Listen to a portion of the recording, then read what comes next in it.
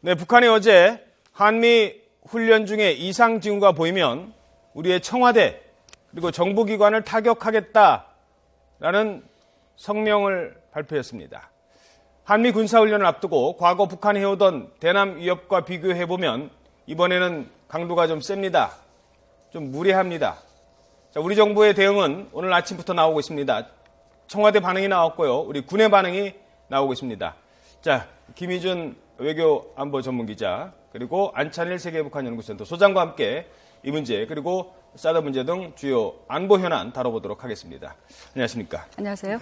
자, 일단 먼저 북한이 어제 우리를 향해서 얘기했던 내용부터 듣고 분석해 보도록 하겠습니다. 북한의 뉴스 시작 시간에 맞춰서 낭독을 한 북한 인민군 최고사령부의 중대 성명이라는 것입니다. 먼저 보시죠. 적들의 특수작전 무력과 작전 장비들이 사소한 움직임이라도 보이는 경우 그를 사전에 철저히 제압하기 위한 선제적인 정의의 작전 수행에 진입할 것이다. 1차 타격 대상은 동족 대결의 모략 소굴인 청와대와 반동 통치 기관들이다. 네, 아예 청와대를 꼭 집었습니다. 먼저 공격하겠다고, 선제 타격하겠다고. 일단 어떤 의도로 이런 발언을 했을까요? 네, 최고사령부 중대 성명은 상당히 급수가 높다. 즉 국방위원회보다도 훨씬 높고 어떻게 보면 노동당보다도 우위에 있는 전시 상태에서 작동하는 게 최고사령부입니다. 그렇기 때문에 물론 그 최고사령관은 김정은이고 그렇기 때문에 지금 그 한반도에서 어떤 강대 강의 구도를 계속 연출해 가겠다 이런 의도로 볼 수 있고 특히 이제 그 이춘희 아나운서의 복장 자체도 그동안 친화적으로 입고 나오다가 양장을 하고 나왔다는 자체가 어떻게 보면 아나운서로서는 약간의 야전복을 입은 것 같은 그런 그 지금 분위기를 조성하고 있고 어쨌든 청와대를 지칭했는데 이것은 우리가 어떤 김정은의 참수나 이런 것을 논의하는 단계에서 강대강 구도를 더욱 심화시키겠다는 의도고 모든 지금 한반도에서 긴장의 원인 제공자는 북한 아니겠습니까? 그런데 지금 적반하장격으로 우리 청와대를 지칭하고 공격하겠다는 것은 역시 북한다운 도발의 주체로서 지금 입장을 강경으로 몰아가고 있습니다. 청와대를 이렇게 지목하고 우리 정부기관을 지목한 경우 이런 경우는 이 수위를 어디까지 진짜 청와대를 공격하겠다는 겁니까? 지난 2011년 이제 그 연평도 일주기 때도 북한이 청와대 불바다론을 이야기는 했습니다만 저렇게 마치 그 좌표를 찍어서 공격점을 말하는 것처럼 또 어떻게 보면 그 뒤면에는 이제 무인기 폭파 장치를 보내서 청와대를 진짜 타격하겠다는 이제 이런 의지들을 지금 분명히 하고 있는데 어쨌든 지금 북한으로서는 상당히 그 긴박한 상황이고 우리 한미연합훈련이 그 어느 때보다도 이제 규모를 크게 하고 또 중국과 미국이 유엔에서 어떤 합의가 이루어지고 이런 상황에서 살 길을 찾겠다. 이런 그 의도이면서 동시에 군부 강경파가 김정은을 지칭해서 뭔가 자신들의 목적을 실현하려고 하는 이런 불순한 의도가 보이기 때문에 대단히 의미심장하게 받아들여야 할 것 같습니다. 자, 여기에 대해서 우리 청와대 그리고 우리 군이 조금 전에 우리 입장을 발표를 했습니다. 북한의 도발, 독재체제 붕괴를 재촉할 것이다. 지금 저희 자막으로 계속 나가고 있습니다. 북한의 타격 위협, 용납 못할 도발적 언동이고 그리고 모든 상황은 여기에 이로 인해서 발생하는 모든 상황은 전적으로 북한의 책임이다. 자, 해볼 테면 해봐라. 지금 이런 우리의 강경 입장을 지금 사실 이런 위협을 듣고 가만히 있을 정부가 어디 있겠습니까? 그렇습니다. 네, 북한의 성명이 나온 것이 어제 저녁 8시 반이고요. 우리 청와대 아주 신속하게 대응을 내놨습니다. 북한이 그 최고사령부의 이제 성명을 통해서 청와대와 우리 이제 정부기관, 국정원 등까지도 포함된 것으로 보이는데요. 여기에 대한 타격을 이제 얘기했다는 것은 우리 정부로서도 일단은 이것이 일단은 그게 어떤 압박적인 수사, 심리전 맞불 형식의 수사로는 보이지만 실제 타격을 할지 안 할지 하는 부분을 지켜봐야겠습니다만 여기에 그냥 있기는 힘든 것이고요. 따라서 이런 도발적 언행에 대해서 우리도 이제 참을 수 없고 그 대가를 오히려 북한이 치를 것이다. 이런 맞불 이제 반응을 내놓은 것이고요. 우리 합참도 조금 전에 성명을 내놓았습니다. 그 국제사회의 이제 대북 제재 움직임이 가속화되는 가운데 북한이 이런 식의 반응을 보인 것은 오히려 적반하장격이다. 우리 군도 북한의 도발에 대해서 가만히 있지 않겠다는 점을 다시 강조하는 대응을 내놨습니다. 네. 북한이 지금 구체적으로 딱 지목을 했던 거 우리 독수리 연습을 얘기하는 거겠죠? 네. 보면 독수리 연습을 무슨 어떤 움직임을 보인다는 게 뭐 어떤 걸 말하는 거예요? 독수리 연습 시작하면 뭐 바로 공격하겠다는 겁니까? 시작하면 하겠다는 것보다는 이제 이번에 좀 해병대가 많이 들어오지 않았습니까? 예. 미군이 한 7 최대 규모로 들어왔죠. 예.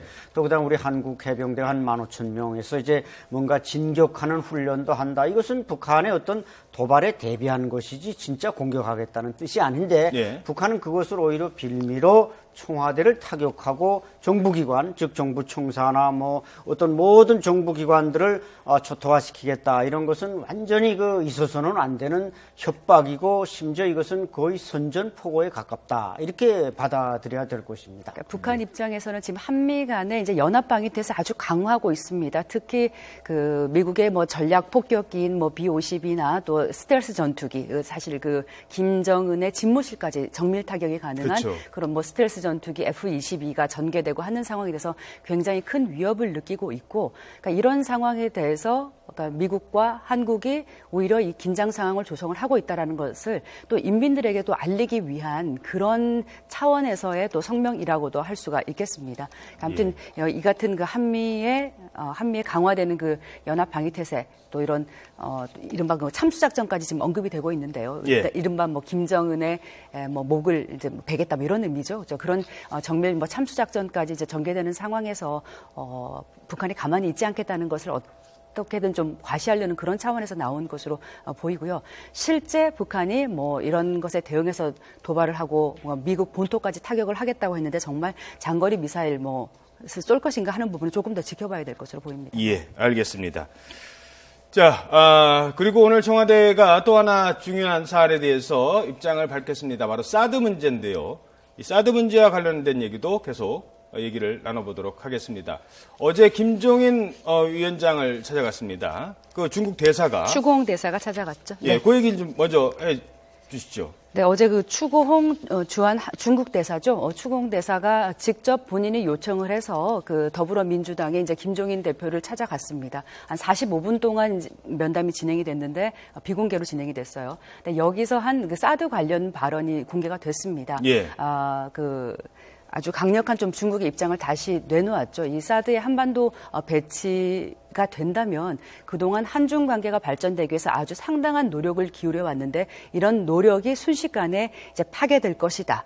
그리고 그 파괴된 관계는 그렇게 회복되기가 쉽지 않다는 발언을 했는데 사실 이것이 그 중국인 통역사의 입을 통해서 통역이 됐고요. 이것을 다시 김성수 대변인이 얘기를 한 겁니다. 때문에 이게 정확한 워딩은 조금 더 확인이 필요한 상황입니다만 아무튼 지금까지 공개된 발언의 수위로 봤을 때는 그 어느 때보다 좀 강력하다라고 할 수가 있겠어요. 그러니까 뭐 지금 한중 관계의 신속한 파괴라고 발언을 했다고 하지만 실제 이제 전해진 워딩은 이겁니다. 그동안 한중 관계의 가 발전하기 위해서 상당한 노력을 기울여왔고 사드가 배치된다면 이런 노력이 순식간에 파괴될 것이다. 라는 면인데요. 조금 이제 한중 관계에 직접 파괴를 언급한 것보다는 뭐 그렇죠. 수위가 좀 낮을 수도 있습니다만 한중 관계가 네. 파괴된다는 것과 한중 관계를 더 협력시키기 위해 했던 네. 노력이 파괴. 그러니까 노력이 무산될 수 있다, 뭐 그렇습니다. 이뤄질 수 있다. 이런 더 완곡한 표현이었는지 아니면 직접적으로 뭐 파괴라는 게 이제 중단. 한중 관계가 우리는 한중 관계 파괴된다. 어법에 안 맞죠? 우리 표현을 하자면 그게 만약에 뭐 또 의역을 하자면 한중 관계 중단 이렇게 얘기할 수 있는 건지는 좀 더 따져봐야 된다는 그래서 거군요. 이제 뭐 그런 면에서 이제 외교부나 우리 정부가 중국 측의 정확한 그 표현이나 어떤 발언이 있었는지 사실관계를 확인 중이다라고 조금 유보적인 입장을 보이고 있는데 아무튼 근데 추고홍 대사가 이 45분 발언 중에서 대부분 비공개로 진행이 됐습니다만 사드 관련 발언은 공개해도 된다라고 얘기를 했고요. 예. 그런 면에서 볼 때는 아주 좀 작정을 하고 와서 사드에 대한 중국 정부 입장을 좀 다시 얘기한 것이 아닌가라는 생각이 듭니다. 특히 미중 간에 마침 오늘 새벽에 있었습니다만 미중 외교장관 회담이 이제 열리는 것을 앞두고 근데 어떻게 보면 중국 입장을 다시 한번 좀 강력하게 제기를 한 것이 아닌가 이렇게도 해석을 할 수가 있겠습니다. 요건 하나만 좀 짚고 넘어가죠. 뭐 우리 청와대 반응 입장 얘기하기 전에 왜 김종인 위원장을 찾아가서 그런 얘기를 했을까요? 야당 대표 지금 네, 뭐 그렇습니다. 여당 대표도 있고 네. 뭐 우리 외교 장관도 있고 뭐 안 그러면 청와대라도 가서 정말 약간 돌려가는 측면이 있거든요. 네. 그 사드 배치에 대해서 중국의 강력한 반발이 있었고 여기에 대해서 우리 정부가 우리 안보 상황은 우리가 결정하겠다고 아주 강력한 입장을 밝히지 않았습니까? 그럼에도 불구하고 더불어민주당은 그동안 조금 더 신중한 행보를 좀 보여왔습니다. 얼마 전에 이종걸 대표가 국회에서도 얘기했듯이 사드 배치에 대해서 좀 반대를 한다거나 아니면 조금 더 신중하게 하자는 그런 의견을 갖고 있는 더불어민주당인 만큼 여기를 찾아가서 오히려 그 중국의 입장을 다시금 전달하면서 국내 여론을 통해서 좀 전달되게 하겠다는 그런 의도가 있는 것으로 보입니다. 예.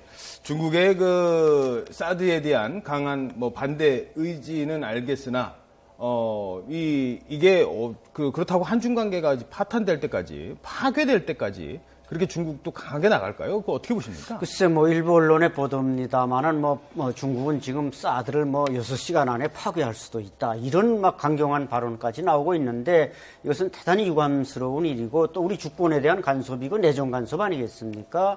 이제 설명하셨지만은 이게 우리 정부 여당의 창구를 이용하지 않고 야당을 찾아가서 그런 말을 전달했다는 것에는 또 순수성이 좀 의심되고 뭔가 남남 갈등을 조성해서 사드를 막아보겠다는 그런 아주 불순한 의도로 보이는데 어쨌든 중국은 지금 북한의 비핵화라는 이런 원인 제공에 대해서는 입을 다물면서 예. 미국을 견제한다는 데로부터 사드를 전격 방해하고 있는 것은 제가 볼 때는 있어서는 안 되는 일이라고 봅니다. 자, 여기에 관련해서 청와대의 입장은 이렇습니다. 혹시 청와대 자막만 좀 다 설명을 해 주시죠.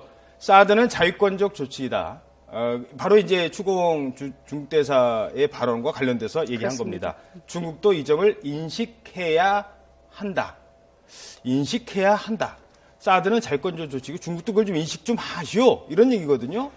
북한의 핵실험, 4차 핵실험, 또 장거리 미사일 발사, 더 이상 이제 북한의 이런 핵무력의 강화에 대한 우리도 자유적 조치가 반드시 필요한 상황이란 데는 아마 이견의 여지가 없다라고 할 수가 있겠습니다. 예. 그런 차원에서 북한의 미사일 도발에 맞서서 우리도 다층 방어의 일환으로 사드의 배치가 분명히 우리 국익 차원에서 필요하다는 그런 인식을 갖고 있는 것으로 보이고요. 그런 데서 나온 발언이라고 볼 수가 있겠습니다. 다만 중국 입장에서는 다 얘기가 많이 나온 거지만 이런 그 사드 배치에 필요한 그런 레이더가 중국까지 전역까지 이 감시를 할 경우에 자신들의 어떤 전략 자산에 어떤 그런 것이 노출되는 것을 상당히 우려하고 있고 특히나 한미가 공이 이 예. 사드 배치를 추진하는 데 대해서 이것이 중국 견제용이라는 데 대한 강한 반발을 갖고 있기 때문에 계속 이렇게 되는 상황인데요. 예. 따라서 너무 중국을 공개적으로 압박하는 것은 좀 별로 좋지 않은 전략이라고 또 할 수가 있겠습니다. 예. 중국과의 어떤 경제협력, 안보협력 중요하기 때문에 그런 차원에서는 조금 중국을 공개적으로 이렇게 얘기한다는 것보다는 우리의 국익 차원에서 추진할 것은 알겠습니다. 반드시 추진해 나가되 중국과의 또 협력 관계도 계속 유지하는 거 필요하다고 할 수가 예. 있겠습니다. 자, 그런데 이런 와중에 존 케리 미국 국무장관과 왕이 중국 외교부장이 만났습니다. 자, 사실 사드의 본질은 중국과 미국의 갈등이거든요. 근데 여기에 지금 화면에 나오고 있습니다. 왕이와 케리가 만났습니다. 이 두 사람은 북핵 문제, 북한에 대한 제재로 만났긴 했습니다만 이 사드가 있었을 때와 사드가 없었을 때의 만남의 분위기는 좀 달랐을 텐데 일단 오늘 어떤 의미가 있었고 있는지 간단하게 좀 정리를 해 주시기 바랍니다. 먼저 크게 두 가지 차원으로 볼 수가 있겠습니다. 일단 그 북한의 미사일 발사 등에 맞선 그 유엔 안보리 대북 제재 결의안에 어느 정도 미국과 중국이 이제 조금 그 잠정적인 합의를 한 것으로 보입니다. 예. 중국도 어떤 그 북한에 대한 제재가 필요하다는 데는 다시 한번 확인을 했고요. 예. 그런 면에서는 곧 안보리 결의안이 좀 이달 안으로 도출될 것이 아닌가라는 예측을 해볼 수가 있겠고요. 사드 관련해서 이제 케리 장관의 발언이 이랬습니다. 만약에 북한이 비핵화를 이룬다면 사드는 필요가 없다라고 얘기를 했는데 그렇죠. 이것은 오늘 그 발언을 북한이 비핵화로 나서도록 중국이 더 노력을 하라 이런 점을 이제 우회적으로 압박했다고 볼 수가 있고요. 네. 예, 알겠습니다.